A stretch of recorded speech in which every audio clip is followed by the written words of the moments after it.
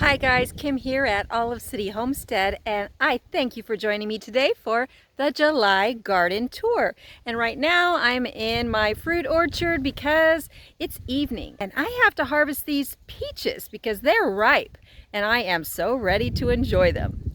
But before that, let's take you on the garden tour. So here we are at one of my tomato beds, and the tomatoes are doing quite well. On this side of the bed are all volunteers. Sun gold cherries, which are my absolute favorite. They're not as sweet as other cherries, but that doesn't mean they're tart. They just have a very different taste, and I love them. So I thought these were all sun gold volunteers, but a lot of them actually are some kind of red sweet cherry tomato. Not that I'm complaining. I have been getting dozens and dozens and dozens every day. And so I'm happy about that, and so are my kids. We eat tomatoes all the time. I snack on them out here in the garden, and they use them on their burritos and such. Now on this side of the bed, I have Chadwick cherry tomatoes, and they tend to get a little bigger than your regular cherry tomatoes, and they are very tasty. I started growing them for the first time this year because another gardener on YouTube, Sarah at the Big Blue House Homestead, recommended them to me. Oh, there's a tall marigold cropping up there amongst the tomatoes. But yeah, these tomatoes have done super well. So I'm very pleased with them. And I have them growing in other places, but this bed is in full sun for the bulk of the day, and it is doing well. All right, I think that looks like some breakfast snacking food to me. And right here, I have a glorious purple Prince zinnia that's doing very well. Often these big zinnias, the leaves of mine will develop some kind of fungal issue toward the bottom, which doesn't seem to affect the flowers, but it doesn't make the leaves look very nice. But this one, so far, haven't had that, and in fact I see several other spots where I'm going to have more blooms coming soon. Oh, see, there's one right there.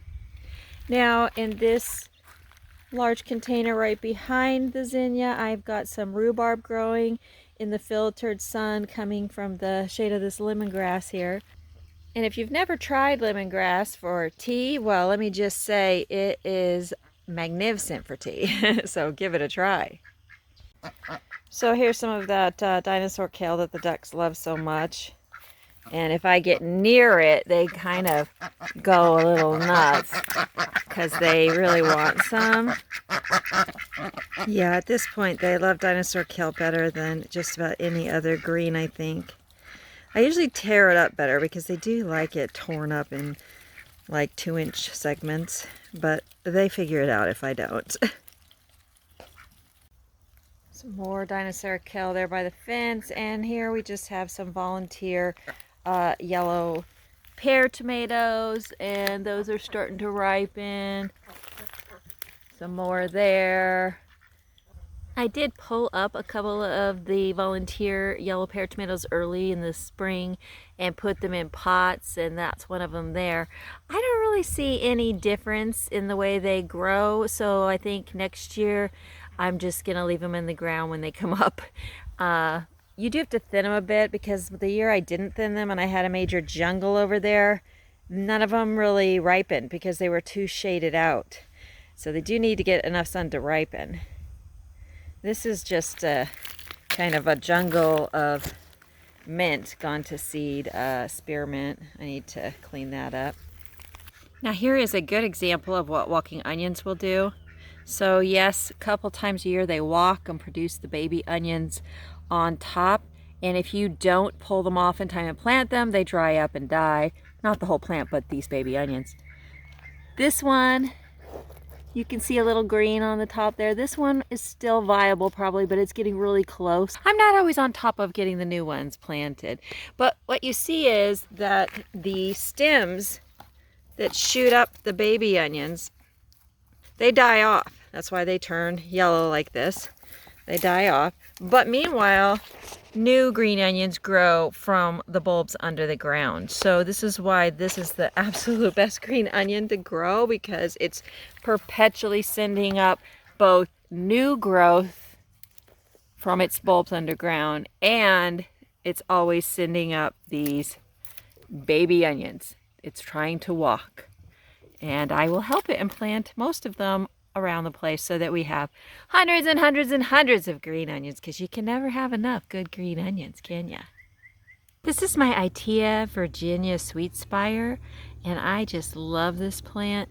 I love the way it starts off this beautiful green, but then it turns colors. The edges turn burgundy, and soon the whole leaf turns golds and burgundies. In the fall, it's especially colorful. It does have white blooms in the spring, but they're pretty nondescript compared to the great leaf color that this gets. I also love the branches, which are this light red to a dark burgundy color. And in this little container with some snapdragons, I have an Armenian cucumber growing up this trellis, and I can see there's already another cucumber on there. I've harvested 3 or 4 big ones off of here so far. Here I've got another Armenian cucumber. It did suffer a little bit with the heat, but it's coming back now and starting to blossom again. And what else have I got? Oh, I have a red gladiola that's so beautiful.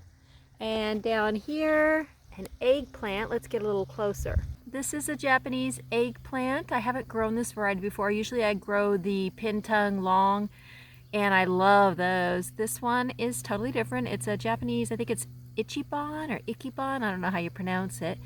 I do like that it's purple. These 2 plants were very tiny when I planted them, but they are doing well now and sending out lots of blossoms. And I do have little volunteer okra coming up here and there. This is where I had okra last year, and I pulled out dozens and composted them. But I did transfer a few. So I transplanted 3 of the little tiny baby okra into this bed, and they are doing well. Here's one here, and one here, and another one right there. So I think they're gonna do just fine here. And this was originally, a couple years ago, my zinnia bed, all different colors. And I had pink and white pinstripes, light orange, dark orange, white, just everything. Now I thought I pulled them all out last year, but clearly not, because I have several already blooming full bushes and more coming up. And yeah, they're coming up pretty much everywhere, despite me pulling out so many. I mean, this bed was packed. You couldn't see even a ½ inch of dirt 2 years ago. It was all flowers. And I liked that, but I thought, no, I should plant veggies in it. I guess the answer is a compromise. We'll have some veggies and some zinnias. So in the middle, I've got an osteospermum that really went through shock when I planted it, but is now starting to come back. And here, I thought this was a zucchini volunteer in one of my other beds, but no, this looks like the variety I planted this year, the butter bush, which is a compact variety of butternut, and I'll show you that one now. So you can see it's got the similar pattern on its leaves, although as the leaves get bigger, the pattern gets a little fainter. And this plant is full of fruit in there, lots of it. Oh, there's one going vertical. There's probably at least a dozen in here. So I think that's what that little one is. Somehow it was just another little seedling. See, there's another one of those. They're just everywhere in here. And then this plant next to it is yellow squash. Yeah, there's another one I should pull off. I tend to let them get too big, or, you know, what's relative, what's too big, I don't know. You know, they say, well, maybe that's too big. That's pretty hefty. All right. There, it can go with those two. What is this down here? It's a long one, whatever it is. Twist, twist, twist. It needs to come off. It doesn't want to come off. I'm just twisting and twisting. There we go, another squash. That probably makes about 20 for the last few days. So this is another bed with squash in it. This one is straight neck yellow squash, and I have pulled at least 15 off of these two plants in the last 5 days. We are just getting squash every single day, and that's how I harvest. I harvest daily, so there's never a ton on any one plant unless I forget about it, or unless it's peppers. So here are some of the peppers, and there definitely are a ton on there. This is corbaci, some of them turning orange, and I see even one turning red in there. These are my Jimmy Nardellos, and they are getting nice and big, and there are a lot on the plant. I actually wanted to grow a lot of these plants, and I have had a hard time, but I'm not giving up. And here we've got cayenne, just full of those. Probably at least 30 or 40 on the plant right now. I really need to harvest them, yeah. And then right in here, look at that. That pale, pale yellow, almost white. That's a fatale pepper. The only one on that plant so far, but it's full of blossoms. And then this plant, my aurora pepper, is also full. So with the aurora pepper, it has gorgeous purple blossoms that become dark purple peppers, none of which these are. These have already all started to lighten up. Then they turn this kind of anemic white color for a day or two, and then they become yellow and orange and red, and it becomes just a gorgeous plant.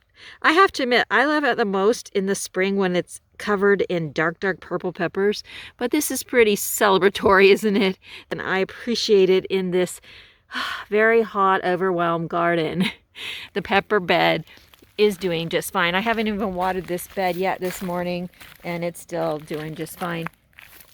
I've got a random borage plant coming up there. I had a big one in the middle of the bed.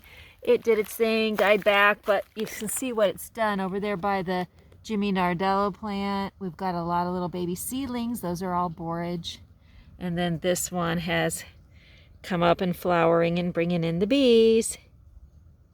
And this is my Cubanelle pepper plant. It has been the most productive. Right now it has a bunch of 2-inch, 2.5-inch peppers on it, but they quickly get super big. They get about 3.5, 4 inches in length, and they get wide, kind of like a cube. Not really, it's more like a rectangular prism or something. These 3 pepper plants have yet to throw peppers. I planted them after the other ones. I do like to have, a succession of peppers. And these are red lunchbox snacking peppers. And actually, look at that. I do see some peppers emerging. I do see lots of blossoms. I cannot remember what this pepper plant is. I'll have to look back at one of my past tour videos. This is the pepper plant that got basically chopped in half. It was like twice this tall when a pallet that was leaning on the fence fell on it and broke it in half. But it just bushed out, and now it's giving me a huge pepper there that looks like it's ready to go. Oh, there's another pepper on it. Look at that. I didn't even see that one. It hasn't turned color yet. It has the name Grand in it, I think. I'll have to look that up. And that's a sweet... Oh my gosh, I can't remember that one either. This is why you should label your plants. And what was my artichoke bed, and which will be again in the spring, is now my zucchini bed. And these 2 zucchini plants were eaten by the squirrels down completely to just bare stalk nubs. But they have come back after tooling them. They have come back beautifully, as you can see. And down in the depths, there are zucchini growing. I've got a few 4-inch zucchinis growing in there, so I'm happy with that. This one also looks good. The squirrels just need to stay away. I know why they're coming. They're coming because of the drought. The zucchini leaves satisfy their thirst. And I have to show you my artichoke. It's hidden now underneath this zucchini, but there it is coming up from the base. I've got artichoke. when this zucchini dies back in the fall, I have a feeling the artichokes are going to just take off in this bed again. Here's another zucchini plant, much smaller because it's been eaten back by the squirrels 4 times. 4 times! And it's come back. And yeah, this is kind of old tool. I really need to get new stuff. Once it gets old, it gets little holes in it here and there. And then they crawl through the holes. So then I stuff the holes. And that one has been eaten back. I don't even know why I keep trying. I'll tell you why. Because see those little leaves? It wants to come back in again. And this one is looking great. So hopefully I'm going to get that enclosure, all these big 9 beds around me enclosed in a fenced area with some shade cloth on top, and the squirrels won't be able to come in, and I will enjoy a little relief from the intense sun, as will the plants. Look, it's actual zucchini. Oh my gosh, there were times over the last 6 weeks with all the squirrel devastation of the zucchini plants that I doubted I would see a single zucchini this summer, but there they are. So happy with this big accomplishment. Guys, there's not just little 2, 3, and 4 inch zucchinis. Look what I found. I dug around a little bit and look, I've got some huge 6 to 8 inch zucchinis. You know what? I had faith. I had faith in the end I would get some zucchinis despite those squirrels, and look, now I can make zucchini bread. And then we have the purple tree kale, which just looks fabulous even in the middle of July at 2 p.m. at 108 degrees, which is what it is now, folks. And yeah, this stuff still tastes great. Granted, it tastes even better in the winter, a little sweeter, a little crisper, but I'm telling you, it still tastes fabulous right now, especially the new green growth at the top as it comes out. Just so good. And there at the top of the stairs, in addition to my rolls of wire on the ground, you can see I've got my other 2 purple tree kale. This one's getting pretty tall. I probably should top it and bring it down so it can bush out a bit with the rest. This one also looking good. And oh, I want to show you down on the ground. Look at this. The plant is still growing down here. These branches angled down to the ground, and then they sent their shoots upwards. This is a really tough plant to kill. It's a really easy plant to propagate, and it's beautiful, and it tastes delicious all year round. If you grow it in a pot, you could bring it indoors into your garage or something in the winter. If you're in zone 9 and higher, maybe even zone 8B, you can grow it outside perennially. So if you remember what my herb bed looked like in the last tour back in June, you remember that I could barely walk through this walkway because most of the herbs, especially the oregano and the winter savory, had grown across 2, 3, even 4 feet wide across this pathway. So I have recently cut it all back, except, well, the lemon verbena. I actually did cut this lemon verbena back. I just didn't cut it all the way back because I didn't have the heart to, but I probably will have to at some point. It smells so good though. I did get a lot of leaves for tea. The thing is it looks a little bit skimpy, I guess you'd say, and that's because it had gone to flower. Each and every one of these stalks had flowers on the end of it, and I've cut them all back unless I missed a few. But when it was in flower, it was sending a lot of its energy to the flowers. See, it still wants to flower right there. But anyway, now that I've cut the flowers back, it's going to start sending the energy back to the leaves, and the leaves are going to get bigger. Oh, it smells so good. But I'll tell you what, even medium to small size, they work great for your lemon tea. I have some room now to plant some other things. I think I'm going to move the green onions there because they spread so much and they're so huge now. I'm just going to dig those up in the fall and move them. Or maybe I'll dig them up now. Summer's not the best time to do transplanting, but I sometimes do that anyway. There's an echinacea coming into bloom. and some basil down there. And let's see, those were sunflowers, but I've since cut them back. I'll pull those out and plant something else there. So this time when I cut it back, I see that the back side of it had, well, looks like it died off, but I'm going to trim that back even more in the back there, and I think it'll just shoot back. The front still looks nice and alive. The oregano, I've cut so much off of this. This was one that was all the way across and almost to the zucchini. I have still left a little bit of the bloom here, but most of it I've cut off, and I had a ton of oregano to dry, which is always great. And in this bed, what have I got? Well, the oregano has spread quite a bit, and I'm gonna have to see. Down here, I think these are shoots coming up from the thyme. And yeah, I've got some liatris that now that it can breathe, now that it can get some sun, it might go into bloom. Here I've got some lime thyme, and it's looking nice and healthy. I see a borage volunteer, some more liatris, and oh, there's several little borages there, and some empty spots. Now, winter savory, this was the other one that had grown out so much, and I just cut it all back here. And you know, look at that, it still looks super full, and it's still blossoming, and I'm leaving those. I have a walkway. I don't really use this plant except in the winter. I use it in soups and stews in the winter, so it's fine that it flowers for now. This echinacea has been in bloom for quite a while, and it's starting to look a little sad. I'm going to cut those blossoms back to let some more grow.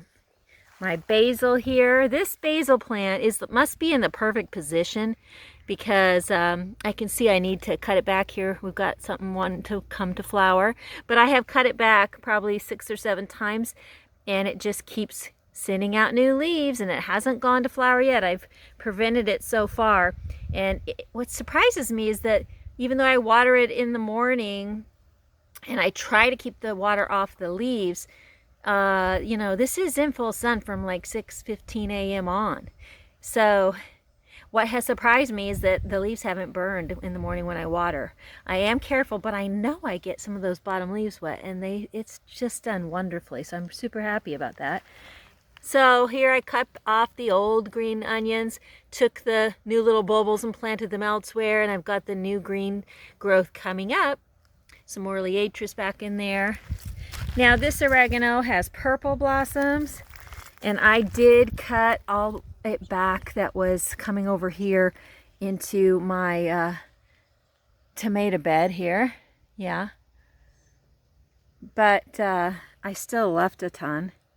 So again, I have more oregano to go in the kitchen, dry and put in jars and use fresh and all, but I can still leave some of these gorgeous purple blooms for me to enjoy because I do enjoy it. And oh, here we've got some green sorrel, which doesn't seem to mind the heat at all. As long as I keep cutting back the thick flowering stalks it sends up, then it just keeps sitting up new green growth. And then I've got my tricolor sage, which it doesn't like the heat and it doesn't like getting wet, but it keeps sitting up new growth. So even though some of it dies off on the bottom, I always have fresh stuff. And again with the onions, got the new growth coming up from the bottom, and I took the bulbils and planted them elsewhere. And clearing this out has let this purple Thai basil come up, and it's thriving now. It's got an afternoon shade, as you can see. It's in the shade right now, but it had sun all day, so it had like 8 hours of sun before it went into shade. I have definitely pruned back the lemon balm. You can still see little blossoms on it. I cut it back by about 2/3. It was so full and so big. And what I'm happy to see is go down in here and see all that new fresh growth. That's what I'm happy to see. And so I will be cutting back this stuff on top even more after I let it settle in. I don't like cutting it all back at one time. Here's a bunch of little bulbils I still need to go plant of my walking onions. They're in the shade, so they'll be all right till tonight. And you know what this is right here? Lots of little lemon balm volunteers. So I'm gonna have to transplant those. See, I planted all the liatris at the back of the herb garden before my herbs took off and got big. So we'll see if they bloom this year. They usually have already bloomed by now. But yeah, I'd say it looks, you know, a lot better now that I actually have a walkway. Oh, here's another purple print zinnia right next to some okra. And some more okra.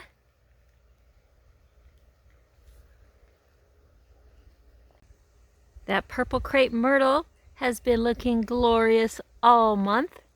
It's actually not in full bloom right now. It's already lost a lot of its blooms. When it was first in full bloom for about 2 weeks, it was a vivid purple. And of course, you know, I somehow missed filming that. Sorry. But at least you can tell it is purple, because I was convinced for a while I had gotten one that was mislabeled and that it was going to be pink. But nope, it's purple, and I'm happy with that. And right next to that, we've got some amaranth going on. Do love me amaranth. I mean, you can't really describe how gorgeous these deep crimson blossoms are. And they just come and come and come. So here I've got a green nutmeg melon. It is draped over my little fig plant. So these 2 leaves, this one and this one, are actually fig leaves. You can't quite tell that, can you? But yeah, they're different than all those melon leaves. And the melon plant goes all the way back over to here.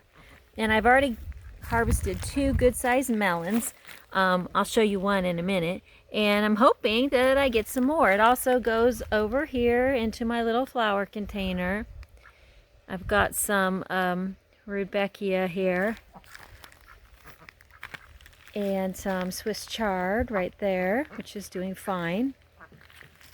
And this also is a green nutmeg melon. And it's got some blossoms on it, so hoping we get some melon. And remember last month the mystery plants that were growing from the bottom of this container? Well, they're still there. They're a little bigger. They're making it.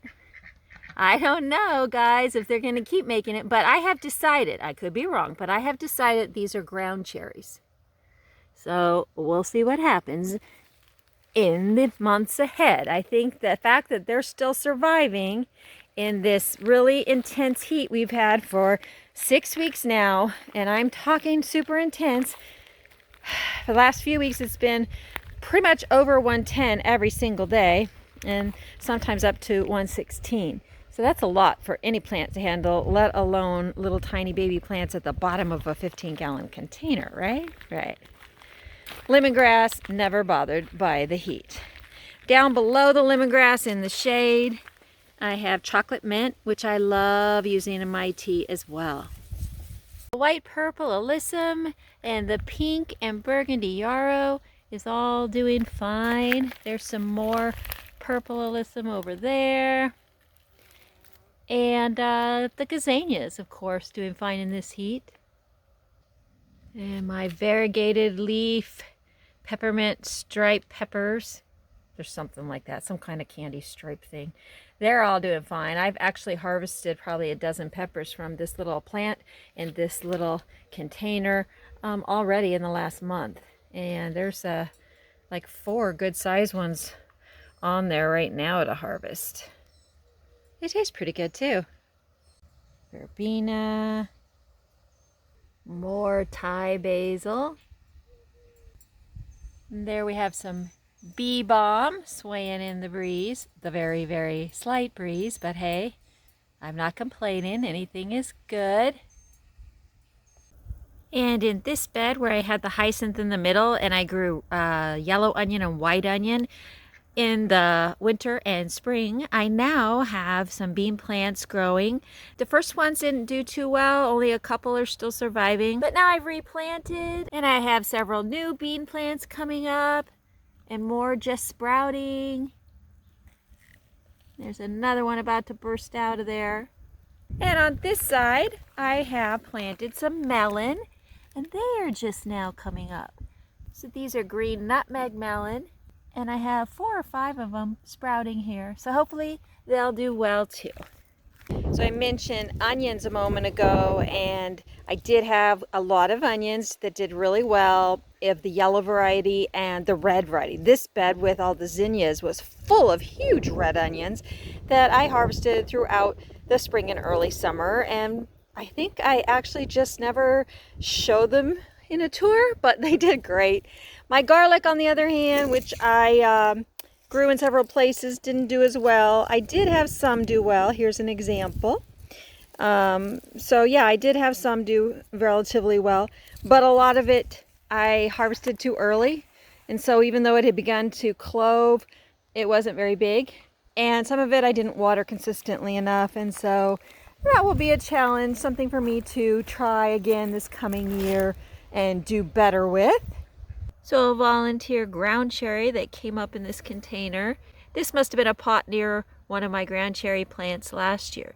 Ground cherries are notorious for spreading themselves everywhere.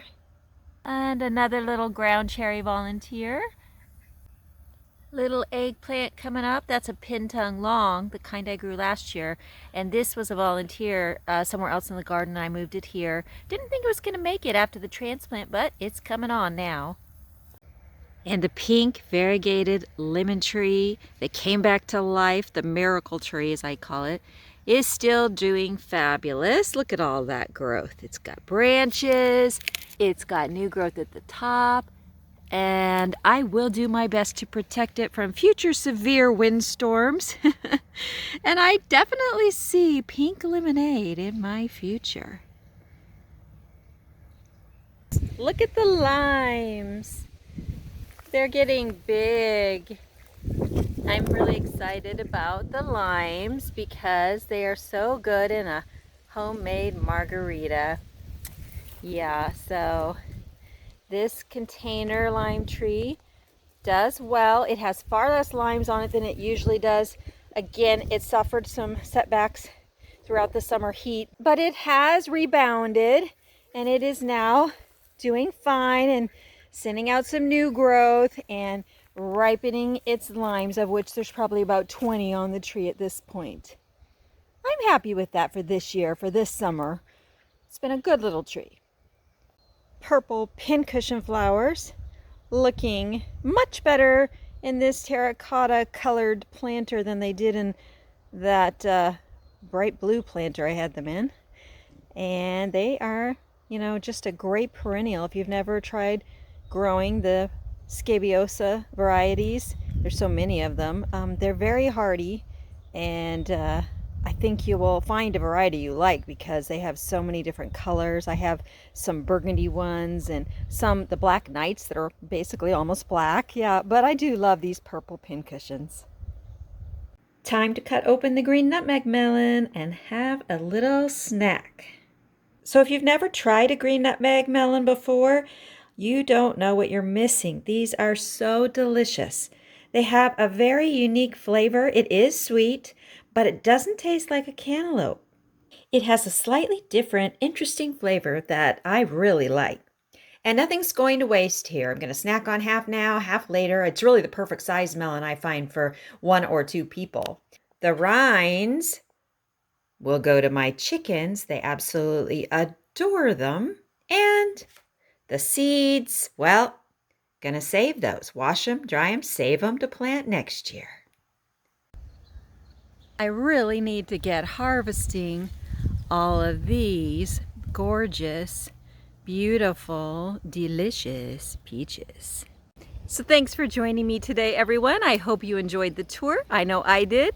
And I'm enjoying the evening now. I'm going to go ahead and water my fruit orchard. If you haven't yet subscribed to the channel, then I encourage you to do so if it's something you think sounds interesting. I try to emphasize easy gardening that anyone can do, perennial edibles, both my fruit and nut orchard and my veggies and herbs. And I like to emphasize self-care through nature because I do believe that nature is the best therapy. So stay cool in this hot weather if you're in summer like I am, and warm if you're on the other side of the world and in winter right now. And I will see you again next week. Remember, you can create the garden and the life you want, so don't let anyone tell you otherwise.